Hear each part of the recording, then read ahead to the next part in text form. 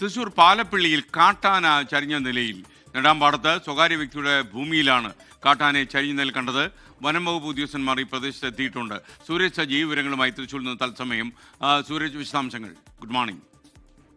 ഇന്ന് രാവിലെയാണ് ഈ പാലപ്പള്ളിക്കടുത്ത് നെടാമ്പാടം എന്ന് പറയുന്ന പ്രദേശത്ത് ഈ കുട്ടിക്കൊമ്പനെ ചരിഞ്ഞ നിലയിൽ കണ്ടെത്തുന്നത്. സ്വകാര്യ വ്യക്തിയുടെ ഭൂമിയാണ്, പക്ഷെ ഇത് വനമേഖലയോട് ചേർന്ന പ്രദേശമാണ്. ഈ ജനവാസ മേഖലയിലൊക്കെ തുടർച്ചയായി കാട്ടാന ഇറങ്ങുന്ന ഒരു പ്രദേശം കൂടിയാണ് എന്നുള്ളതാണ് പറയുന്നത്. ഇന്ന് നാട്ടുകാർ തന്നെയാണ് ഈ ആനയെ ചരിഞ്ഞ നിലയിൽ ഇവിടെ നിന്ന് കണ്ടെത്തുന്നത്. ഇപ്പോൾ നാട്ടുകാർ വിവരം അറിയിച്ചതിനെ തുടർന്ന് വനംവകുപ്പ് ഉദ്യോഗസ്ഥരെത്തി പരിശോധന അടക്കം നടത്തുകയാണ്.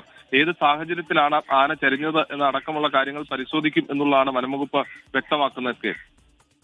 Okay, thank you. ലോകത്തെവിടെയായാലും ഏത് സമയത്തും 24 വാർത്തകളും ഓഗ്മെന്റഡ് റിയാലിറ്റി പാക്കേജുകളും എക്സ്പ്ലെയിനറുകളും വിശദമായി കാണാൻ ഞങ്ങളുടെ യൂട്യൂബ് ചാനൽ നിങ്ങൾക്ക് സബ്സ്ക്രൈബ് ചെയ്യാം.